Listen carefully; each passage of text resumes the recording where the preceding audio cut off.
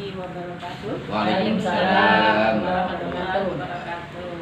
Alhamdulillah, puji syukur kehadirat Allah Subhanahu wa taala yang telah melimpahkan rahmat serta hidayahnya kepada kita semua, sehingga pada pagi hari ini setengah siang kita masih diberi kesempatan, diberi kesehatan untuk bertemu secara langsung dalam kegiatan pengimbasan, khususnya saya dalam tugas untuk melanjutkan BIMTEK saya di guru belajar di sini. Tak lupa saya mengucapkan banyak terima kasih kepada teman-teman semua yang bersedia atau berkenan menghadiri undangan saya, walaupun hanya sekedar lewat WA saja.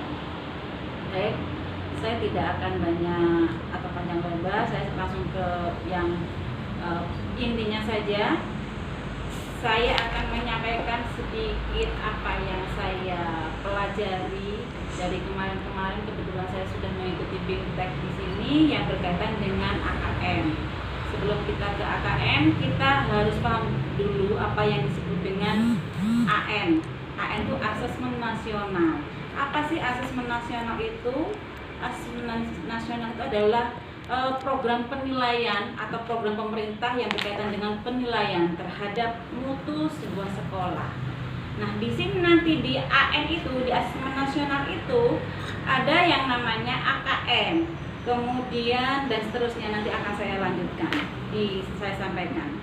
Sekarang tujuannya, apa sih tujuan AN itu atau asesmen nasional di sini? Tujuannya adalah untuk menghasilkan informasi yang memantau. Artinya di sini dengan kegiatan AN ini diharapkan ada pemantauan secara kontinu baik dari sebuah perkembangan mutu sebuah sekolah atau dilihat dari kesenjangan. Karena kan di sini kalau kita lihat itu entah itu di pinggiran atau di desa ataupun di kota itu masih banyak sekali kesenjangan baik berkaitan dengan ekonomi maupun pendidikan di situ. Kemudian yang kedua tujuannya adalah mengembangkan potensi dan karakter siswa. Jelas, karena kalau kita lihat ke belakang sedikit saja, bahwasanya kita itu masih dituntut hanya berkaitan dengan kognitif saja atau pengetahuan saja dari tuntutan kepada siswa. Padahal diharapkan di sini tidak hanya berhenti sampai di situ. Harapan kita itu sebetulnya kan kepada siswa, anak-anak kita itu ketika keluar dari sekolah diharapkan bisa punya potensi atau kemampuan yang bisa yang bisa dia bawa untuk mempertahankan hidupnya sampai akhir nanti di situ. Nah, intinya di sini kompetensi itu harapannya anak-anak itu diharapkan punya kompetensi. Walaupun di sini pasti akan berbeda. Nah, di sini dengan adanya AKM ini, tugas guru adalah bisa menentukan atau bisa mengamati kompetensi-kompetensi yang dimiliki oleh anak-anak didik kita. Kemudian yang ketiga, tujuan dari asesmen nasional itu adalah memberikan gambaran secara karakteristik sebuah lembaga. Artinya bahwa diharapkan setiap lembaga itu atau daerah mempunyai karakteristik yang menonjol, yang berbeda dengan yang lain, sehingga diharapkan dari karakteristik itu bisa muncul sebuah potensi atau kemampuan dari setiap anak-anak dan bisa menghantarkan anak-anak kita bisa membawa anak-anak kita itu ke dunia kerja. Bisa menghasilkan buat anak-anak itu. Kemudian untuk tujuan saya kira sementara cukup. Yang berikutnya adalah manfaat dari AN tersebut atau asesmen nasional, yaitu manfaatnya adalah sebuah potret kualitas pembelajaran di sekolah maupun di sebuah daerah. Sudah sangat jelas di situ, pasti dengan adanya asesmen ini bisa tampak, bisa muncul atau kualitas dari pembelajaran sebuah sekolah. Yang kedua adalah manfaatnya sebagai umpan balik, baik dari sekolah dengan masyarakat atau guru dengan masyarakat, guru dengan guru dengan murid. Nah, di situ adanya umpan balik yang berkaitan dengan peningkatan pembelajaran baik di sekolah ataupun di sebuah daerah tersebut adanya wayang balik. Yang ketiga, manfaat dari sebuah asesmen nasional itu adalah sebagai dasar untuk menyusun sebuah program peningkatan kualitas pembelajaran di sekolah. Jelas dengan adanya kegiatan AKM nanti diharapkan adanya perubahan yang lebih baik. Mungkin dari strateginya atau dari hal-hal yang lain bisa kita tingkatkan di situ. Dengan harapan adanya perubahan yang lebih baik khususnya kepada anak-anak didik kita. Itu untuk manfaatnya. Kemudian yang berikutnya adalah pelaksanaan asesmen nasional itu bagaimana? Seperti apa? Nah, ada 3 ya untuk pelaksanaan asesmen nasional di sini, yaitu yang disebut dengan AKM yang sering kita mulai mendengar Bapak Ibu, nggih.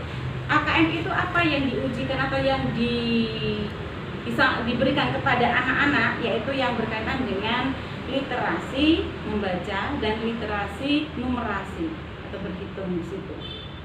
Banyak sekali apa sih membaca, nanti akan saya sampaikan di belakang. Apa sih literasi numerasi itu juga akan saya sampaikan di belakang nanti. Kemudian yang berikutnya adalah survei karakter. Jadi saya ulangi lagi, untuk asesmen nasional ini ada 3 yang akan disampaikan kepada anak-anak kita. Yang pertama adalah AKM, yaitu asesmen kompetensi minimal, artinya nanti akan dilaksanakan khusus untuk S ini dilaksanakan di kelas 5 maaf. Gitu. Kemudian yang kedua adalah survei karakter, diharapkan adanya dengan AKM ini nanti ada survei atau penilaian yang berkaitan dengan sikap-sikap atau nilai-nilai karakter dari setiap anak didik kita. Kemudian yang berikutnya adalah survei lingkungan belajar. Yang berikutnya adalah materi adalah petunjuk dan teknik pelaksanaan asesmen nasional itu seperti apa, Bapak Ibu. Yang pertama adalah berbasis komputer dan bersifat adaptif. Berbasis komputer di sini untuk pelaksanaan AKM ini semuanya menggunakan digital, artinya menggunakan komputer sesuai dengan kemampuan anak-anak kita. Jadi disesuaikan dengan kemampuan anak-anak kita dalam memberikan asesmen itu tadi. Kemudian pesertanya apa saja? Siapa saja sih peserta AKM di sini? Nah, seluruh satuan pendidikan. Jadi semua satuan pendidikan wajib melaksanakan AKM. Yang kedua, tidak semua siswanya, ini yang perlu panjenengan garis bawahi, bahwa tidak semua siswa akan di AKM. Diambil sampel secara acak, tidak diambil yang pintar saja atau yang kurang saja, diambil secara acak. Siapa yang menentukan adalah pemerintah. Nama-nama itu pun semua yang menentukan adalah pemerintah. Tuh. Kemudian untuk jadwal pelaksanaan AKM itu sendiri dilaksanakan 2 hari. Nanti seperti apa hari pertama itu apa saja, hari kedua itu apa saja, saya sampaikan di belakang. Kemudian yang berikutnya adalah bentuk soal AKM.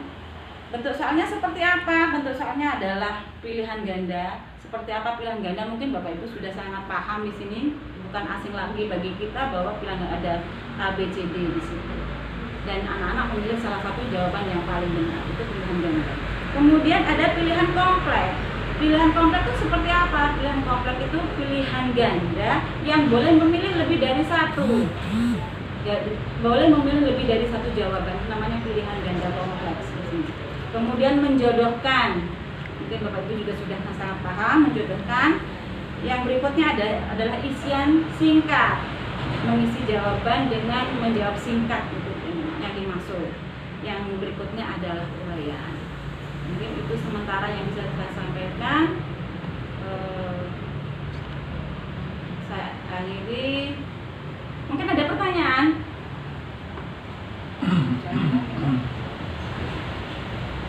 Ya, terima kasih.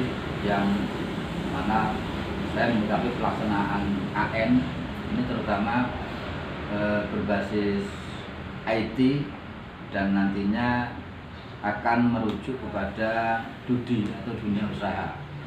Oleh karena itu bagaimana di sekolah kita akan mempunyai tahapan-tahapan mungkin yang harus disiapkan oleh sekolah yang kaitannya untuk penyelesaian siswa, yang mana tadi disampaikan tidak semua siswa kelas 5 kan seperti itu ya.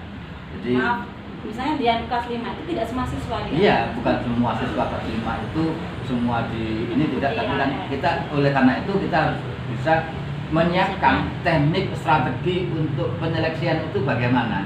Otomatis lembaga di sini harus mempersiapkan tahapan-tahapan. Terima kasih. Terima kasih bagus sekali Pak Yadi. Mungkin saya luruskan di sini bahwa biar tidak mispemahaman.